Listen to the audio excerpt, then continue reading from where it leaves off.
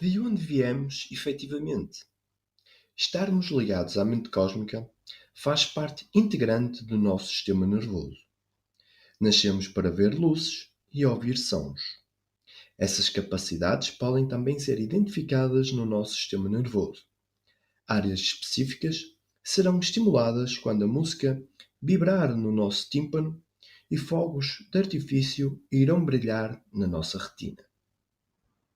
Mas a mente cósmica não tem uma localização própria no cérebro.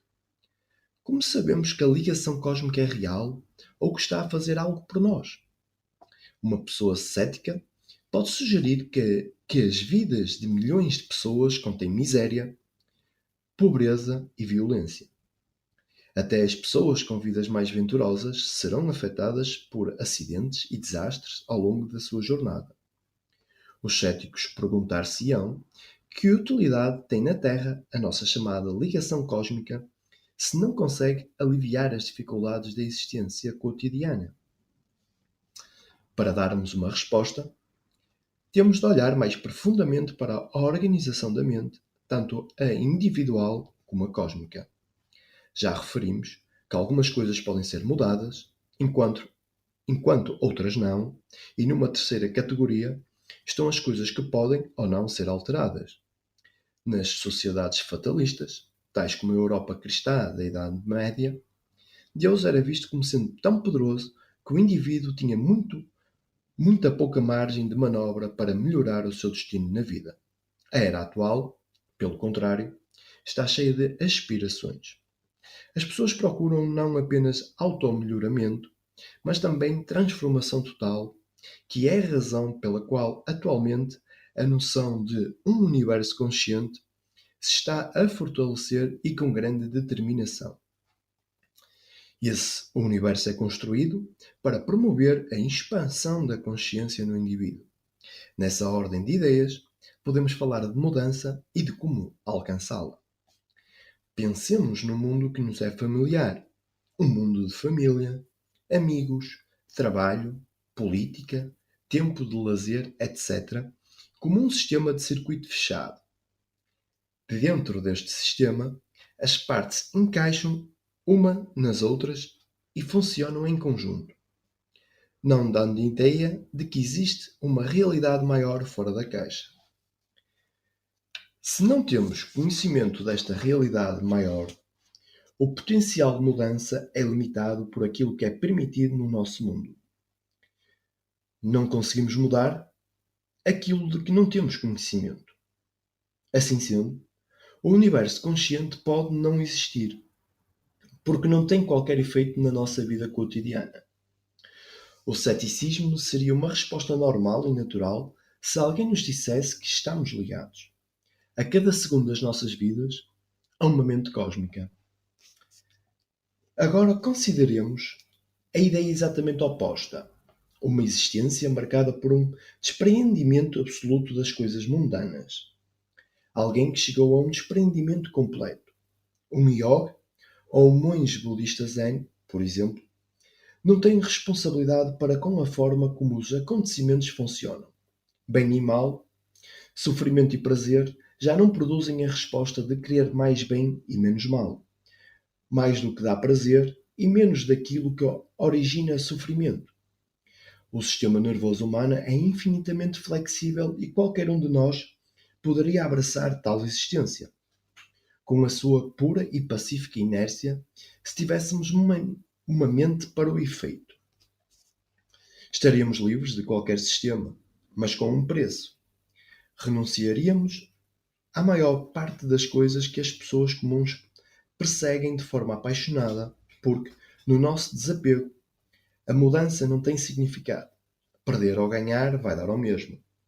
Embora isto pareça ter um teor espiritual, renunciar ao mundo pode ser tanto um desprendimento da mente cósmica, como viver uma vida completamente mundana. O que nos deixa a terceira opção, onde algumas alterações são possíveis e outras não. Podemos chamar a isto a escolha evolutiva, porque a nossa vida é motivada para procurar maior percepção e para apreciar os frutos da percepção através do amor, verdade, beleza e criatividade.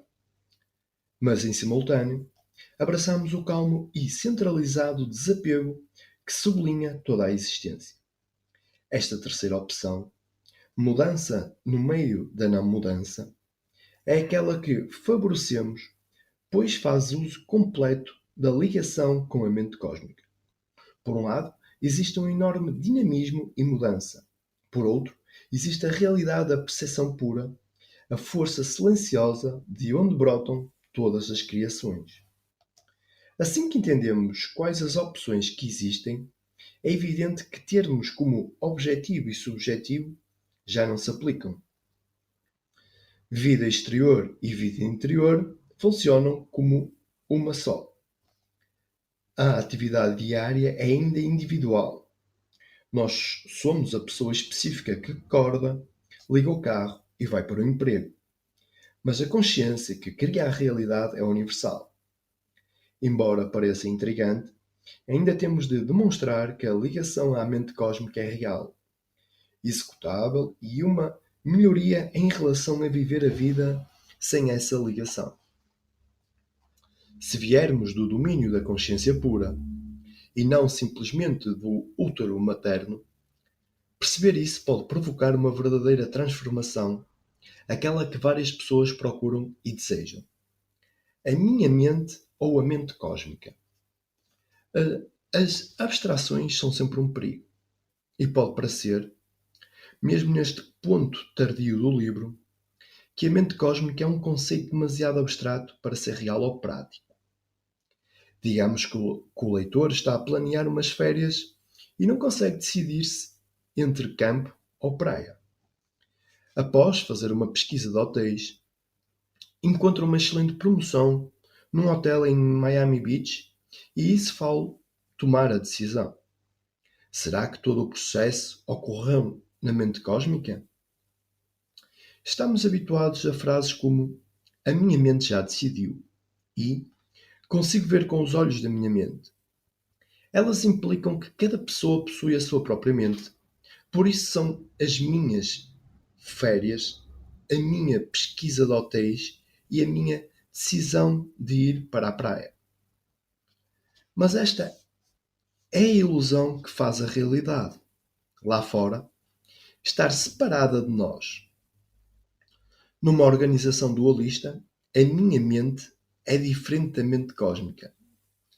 É muito mais pequena para início de conversa e o seu ponto de vista está limitado às experiências que tive desde que nasci. Contudo, se abandonarmos a ilusão da separação, não há necessidade de escolher uma ou outra. A mente sente-se pessoal e, simultaneamente, cósmica. Imagine o leitor que é um único elétron cintilando dentro e fora do vácuo quântico, como partícula única. Sente-se como eu, um indivíduo. Mas, na realidade, é uma atividade do domínio quântico e, na sua aparência como onda, em vez de partícula, o leitor existe em todo o lado. Nas nossas vidas cotidianas, estamos habituados a sentir-nos como indivíduos, enquanto desconsideramos que, a um outro nível, cada pessoa é uma atividade do universo. O que é verdade para um elétron é verdade para estruturas como o corpo humano, que são construídas a partir de elétrons e outras partículas elementares. Quando vivemos separados, ignorando o nosso eu holístico, a vida parece pão já fatiado. A necessidade de dividir ou subdividir permitiu que a ciência afirme, falsamente, que objetividade e subjetividade eram completamente diferentes, com a objetividade a ser a melhor parte. Mas a era quântica aboliu esta nítida divisão e a realidade começou a orientar-se numa nova direção. Precisamente os aspectos que tratamos nos capítulos anteriores. Mas será que a realidade pode, alguma vez, ser vista diretamente, como um todo, sem divisões nem separações? Parece uma procura espiritual que uma idade A anterior designaria união com Deus, com Atma ou com Satori. Chegar além da separação foi motivado pelo desejo de comungar com um espírito e, simultaneamente, escapar ao sofrimento terreno. Agora a necessidade é diferente, muito mais focada numa consciência superior e em cumprir o potencial de cada um. Encontrar uma nova motivação é tão importante, contudo, como tentar perceber de onde viemos, porque apenas o conhecimento indubitável nos pode garantir que a mente cósmica é a nossa fonte. Depois de termos essa certeza, nascimento e mortes são vistos sob uma luz diferente, sob o aspecto de eternidade. O hábito de dividir a realidade em pequenos pedaços maleáveis é difícil de quebrar, sobretudo porque uma abordagem holística parece literalmente impossível. Pelo menos é isto que a experiência cotidiana parece implicar. Como olhamos para o corpo humano no seu todo, em vez de olhar para células, tecidos e órgãos? Como olhamos para o cosmos, além do espaço, tempo, matéria e energia? Não devemos exagerar em relação às dificuldades de ser uma pessoa no seu todo. Se nos referimos à vida cotidiana, o corpo não é percepcionado como células, tecidos e órgãos. Em vez disso, é percepcionado em estados diferentes. Estarmos acordados é um estado diferente de sonhar e dormir. Sentirmos-nos doentes é um estado diferente de sentir-nos bem. Como já vimos, a mecânica quântica funciona de forma semelhante. Uma onda é um estado diferente de uma partícula. De igual modo, mente e matéria são consideradas completamente diferentes uma da outra. Pois essa é a nossa forma habitual de pensar, mas, na verdade, mente e matéria são estados diferentes de um mesmo aspecto. O domínio da consciência. Podemos segui-los enquanto se transformam uma na outra ao olhar para o cérebro, onde os acontecimentos mentais criam químicos cerebrais num único movimento ininterrupto.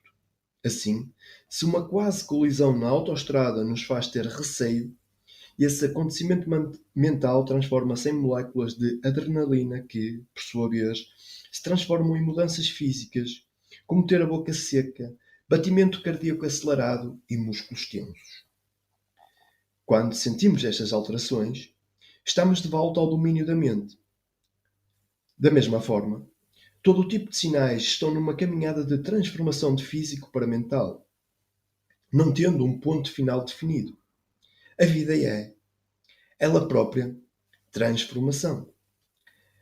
Aquilo que acontece nos nossos corpos está a acontecer também no universo, onde qualquer evento pertence à constante transformação da consciência em mente ou matéria. Mas tal afirmação não explica nada até sabermos o que é a consciência. Se a minha mente, o meu corpo, os milhares de milhões de galáxias no espaço exterior e a mente cósmica podem todos ser reduzidos a estados de consciência, convém estabelecermos, de uma vez por todas, o que é a consciência. Caso contrário, estamos apenas a fingir que giz e queijo são a mesma coisa, quando é evidente que não são. Em primeiro lugar, a consciência pode ter vários estados. Por isso não se mostra como uma única coisa, embora o seja. Se estamos a sonhar com uma praia na Jamaica, podemos estar a ter o chamado sonho lúcido, onde os 5 sentidos estão envolvidos.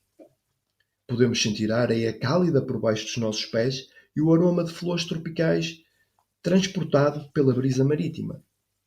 Mas assim que acordamos do nosso sonho, reconhecemos que estivemos apenas num estado especial. Saber em que estado estamos é a solução para a plenitude. Imaginemos 2 condutores de carros desportivos.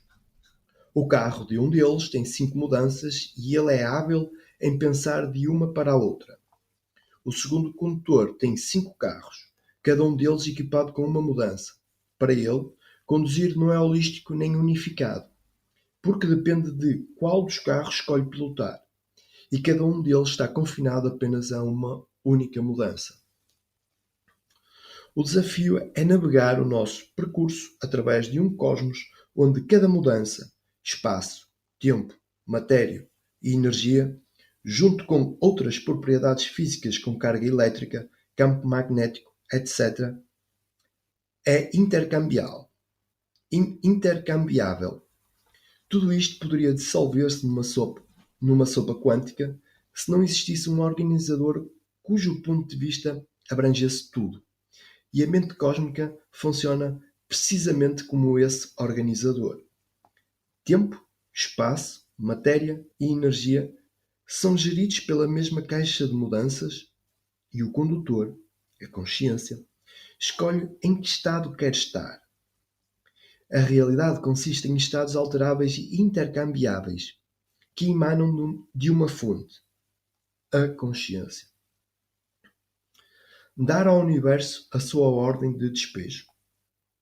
É sedutor pensar que existimos num universo vivo. Por definição, se o cosmos tem mente, também tem de estar vivo. Mas quer que lhe chamemos universo consciente, universo vivo ou, como fizemos, universo humano, os problemas persistem. Um dos problemas é de ordem prática. Como viver num universo consciente? Será que vamos à mercearia, à festa de anos e conversamos junto ao dispensador de água na mesma? A resposta é sim. Um universo consciente é completamente transformado a partir do universo incerto que ocupamos atualmente. E a transformação é tão profunda que todo e qualquer comportamento é questionado. Tal como explicou Peter Wilberg, um dos mais astutos e talentosos teóricos dos Qualia, nós não vemos por termos olhos. Os olhos são órgãos físicos que evoluíram para servir o desejo da mente de ver. A mente vem em primeiro lugar. Alcança a experiência da realidade através dos Qualia, que abraçam os 5 sentidos, junto com sensações, imagens, sentimentos e pensamentos na mente. O renascimento espiritual que qualquer santo, sábio e místico prometeu depende de uma nova realidade, o que significa um novo universo. Ou, mais provavelmente, uma nova forma de olhar para o universo já existente. Existe uma enorme barreira em relação a estes sonhos de renovação. E esse é o segundo problema com que nos deparamos quando abordamos a realidade como um todo. A mente limitada não consegue fazê-lo. Não consegue deduzir o seu caminho para a renovação, imaginar esse caminho, sentir, ver ou tocar o que seria a transformação. A ligação entre o universo incerto e a mente que criou é forte como o ferro. Por outras palavras, se a mente está presa nas suas próprias percepções, como pode essa mesma mente libertar-se a si própria? Parece que nos deparamos com mais uma situação de pescadinha de rabo na boca. Aqui, a introdução de um novo termo será benéfica. Monismo. Derivado do grego monos, que significa um, sozinho ou único, o monismo é a alternativa ao dualismo. A singularidade é a característica essencial da realidade, não a separação. Em certas formas de monismo, tudo na existência faz parte do corpo de Deus. Outras formas de monismo veem o universo como sendo constituído por uma única substância. Os físicos, que acreditam que tudo pode ser ligado a uma fonte material, defendem uma escola monista. A pesquisa de Einstein pelo domínio unificado, o santo grau da ciência, é o monismo. A corrente rival, que acredita que tudo é feito de mente, chama-se idealismo. Mas este termo tornou-se de tal forma desacreditado que iremos, por opção, utilizar o termo consciência. Imaginemos que não nos era permitido votar nas próximas eleições presidenciais até declararmos qual humanismo a que pertencemos, físico ou consciente, que já rotulamos também como matéria primeiro versus mente primeiro. Qual seria a nossa escolha? A mente de todas as pessoas está irremediavelmente condicionada, carregada com todas as escolhas antigas que fez. E estas escolhas antigas, voltando atrás às primeiras horas da infância, revelam-se egocêntricas. Existe uma necessidade no desenvolvimento das crianças que diz: eu tenho de ser eu. Dito de outra forma, um indivíduo independente. Mas projetar esta necessidade para o cosmos provoca ira no dualismo. Transforma a utilidade de um eu separado em lei da natureza, o que não é assim. Na vida cotidiana, o dualismo recai em categorias com as quais estamos todos familiarizados. Aquilo de que gostamos em oposição àquilo de que não gostamos. Aquilo que provoca prazer e o que provoca sofrimento. Aquilo que queremos fazer contra o que não queremos fazer. Pessoas de quem gostamos por oposição às de quem não gostamos. Em síntese, é um mundo disto ou daquilo, construído por opostos. O oposto de antes é depois. O oposto de perto é longe. O oposto daqui é ali. Mas estes opostos, emparelhados, não são bem reais. São construídos pela mente. Por isso, se queremos ser reais, toda a construção feita pela mente tem de ser descartada. Ao nível mais mundano, se julgamos as pessoas pela cor da sua pele, não podemos saber quem elas realmente são até o conceito de cor da pele não ter qualquer relevância para a questão. Pode levar várias décadas a restabelecer-se deste sintoma de dualismo. Nem conseguimos imaginar o quão difícil é desfazer-nos completamente do dualismo. O processo vai muito além de valores pessoais. Essencialmente, significa dar ao universo uma ordem de despejo. Tal como a partícula subatómica não tem propriedades fixas, as coisas feitas de partículas também não têm. Se levarmos esta questão a sério, todos os objetos físicos têm de ser despejados, desde os quarks até às galáxias. Os objetos não podem existir sem o espaço. Por isso, quando os objetos são atirados fora, o espaço tem de se ir embora. E como o espaço está numa relação relativista com o tempo, segundo Einstein, o tempo também não tem direito de ficar por perto. O estado atual da física, em alguns locais pelo menos, chegou a este ponto. A perspectiva em que matéria, energia, outras quantidades físicas, tempo e espaço, estão privados de realidade fixa absoluta, pode ser designado de dualismo frágil porque, por mais heroico que seja destituir o universo material, ainda não alcançamos a plenitude. Quando a mente se aperceber de que o universo material foi sempre constituído pela mente, não haverá muitas razões para ela confiar em si própria. Alguns cientistas admiram a capacidade da mente em criar qualia e concluem, erradamente, que não existe significado para nada, que todo o cosmos é supérfluo.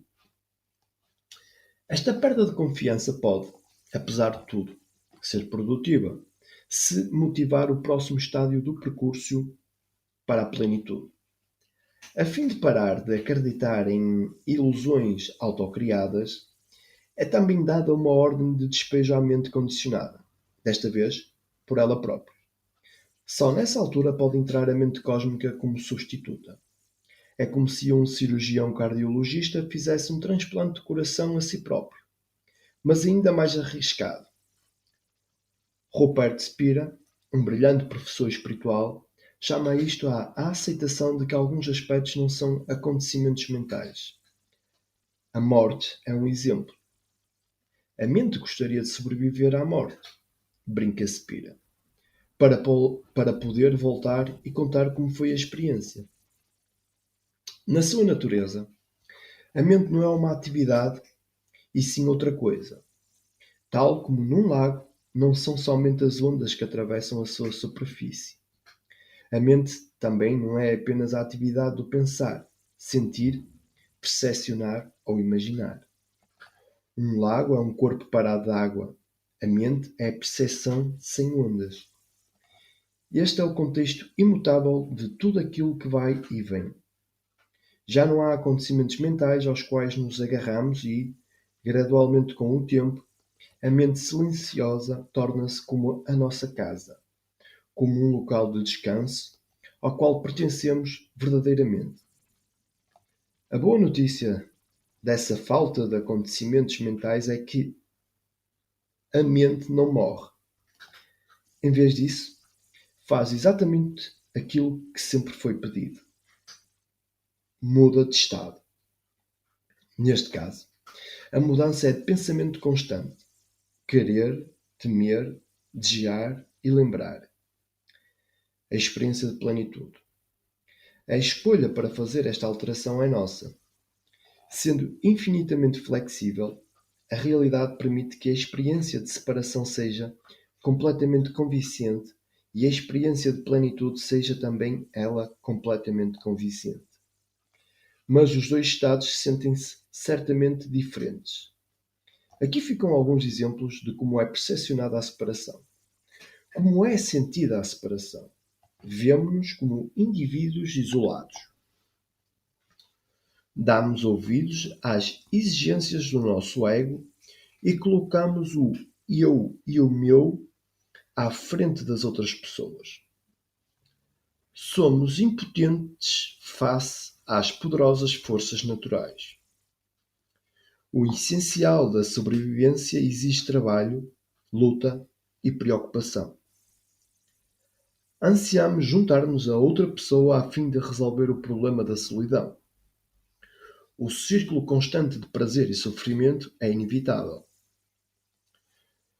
Podemos vir a ser vítimas de estados mentais para além do nosso controlo, tais como a depressão, a ansiedade, hostilidade e inveja. O mundo exterior predomina sobre o mundo interior. A dura realidade é inevitável.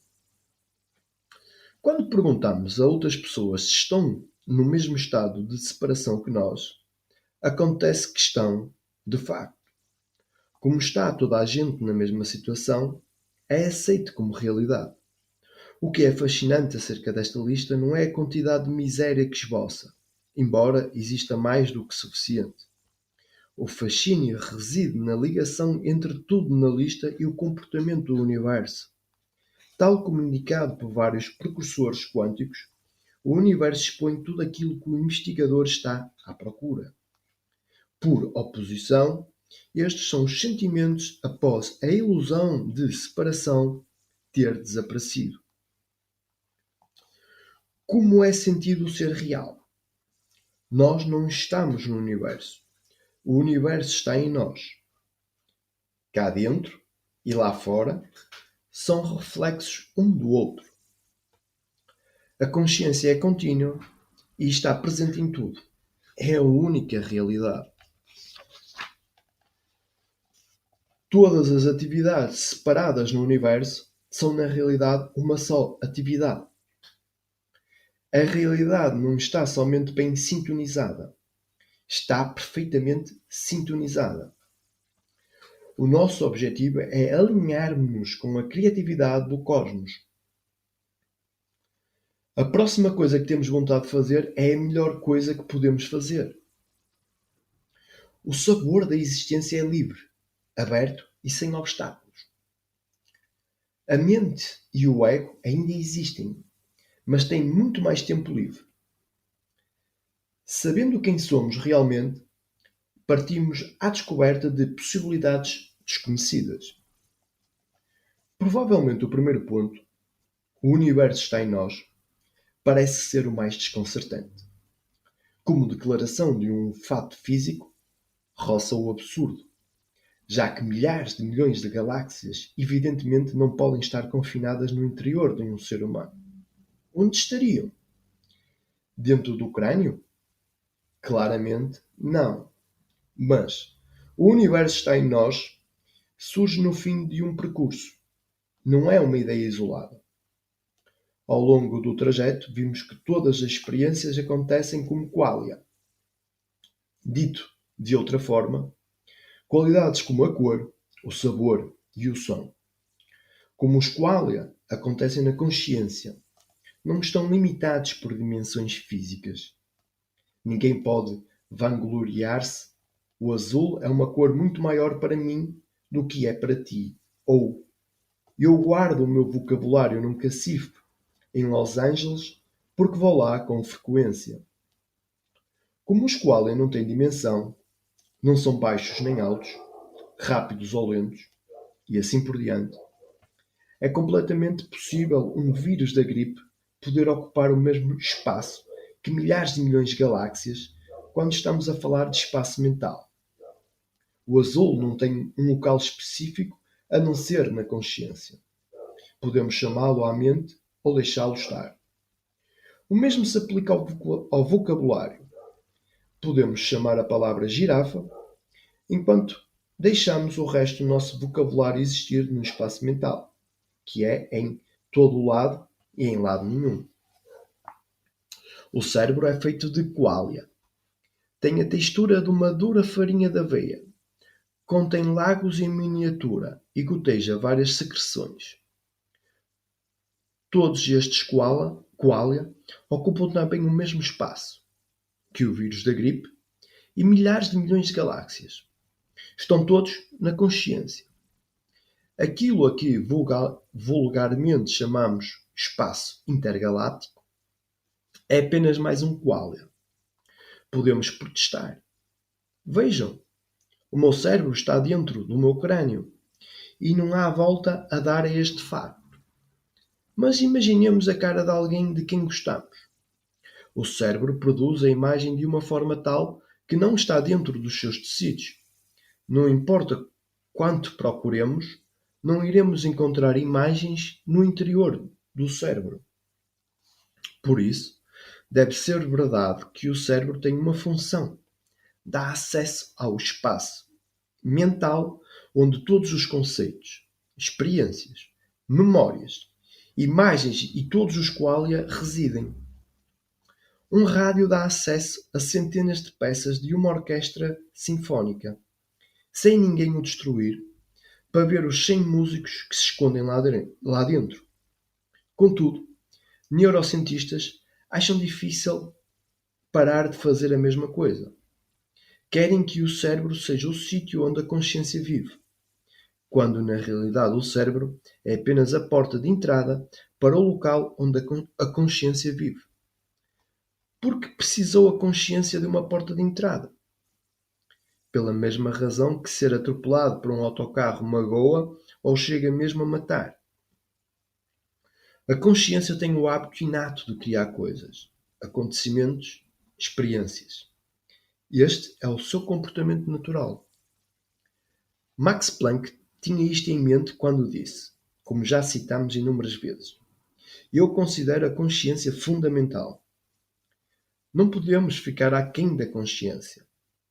A realidade não tem de dar explicações sobre a forma como se comporta, pois não tem ninguém a quem responder, senão a si própria. A mente como criadora.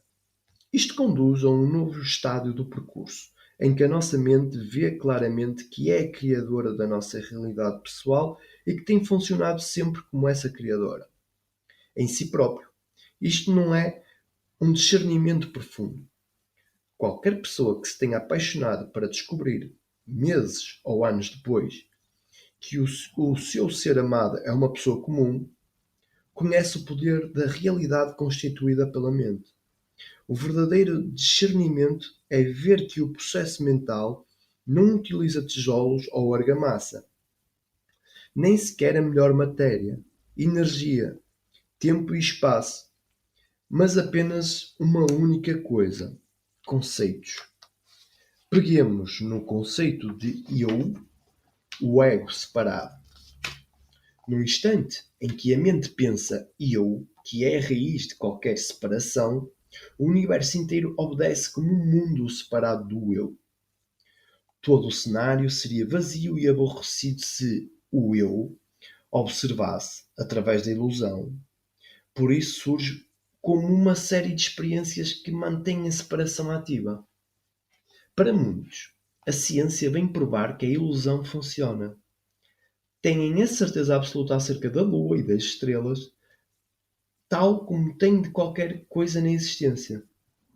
Foi necessária imaginação, capacidade e ingenuidade para enviar o telescópio Hubble para o espaço e investigar ainda mais além. Esta é uma melhoria considerável da ilusão, por oposição a observar as estrelas a olho nu. Mas facultar-nos uma melhor visão da ilusão não a torna real. Pela mesma ordem de ideias, num sonho onde o sol brilha, será que o sonho se torna real se forem 2 sóis a brilhar? Ou uma dúzia? Ou 1000? Ou 1 milhão? Tendo visto que constrói a realidade a partir do nada, a mente pode parar para contemplar quão fabulosamente convincente é o estado de separação.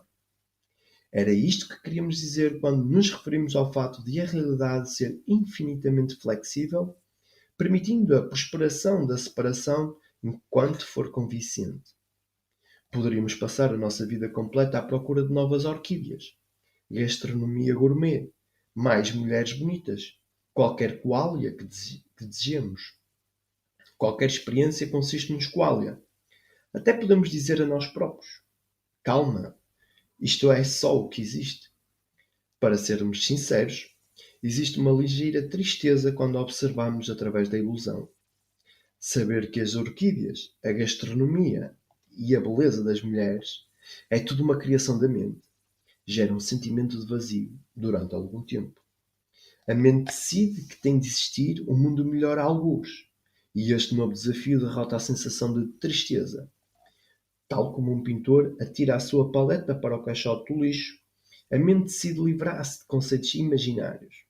É uma decisão bastante ousada, porque até mesmo o universo é um único conceito massivo. Qualquer conceito leva ao estado de separação. Apenas a realidade está isenta. Não é criada pela mente. Como tal, a realidade é inconcebível. Para nos apercebermos deste fato, que significa experimentá-lo pessoalmente, não apenas como uma excelente ideia, gera uma pausa enorme. Oh, meu Deus, apercebemos-nos, nunca vou compreender aquilo que é verdadeiramente real. Reside para além da minha mente, dos meus sentidos, da minha imaginação. E agora? A grande pausa não tem de ser espiritual, embora o tenha sido para Siddhartha Gautama, sentado por debaixo da árvore iluminada, ou para Jesus na cruz, dizendo: acabou. A grande pausa pode ser encontrada nas palavras de um cientista, incluindo Heisenberg ou Schrödinger, que de repente vê, nitidamente, que existe apenas uma realidade, não duas. Não existe interior e exterior, não existe eu e tu, não existe mente e matéria. Cada metade guarda, de forma ciumenta, o seu próprio território devidamente marcado. Esta realização é como uma pausa porque a mente parou de conceber a partir da irrealidade e agora passou a vivê-la.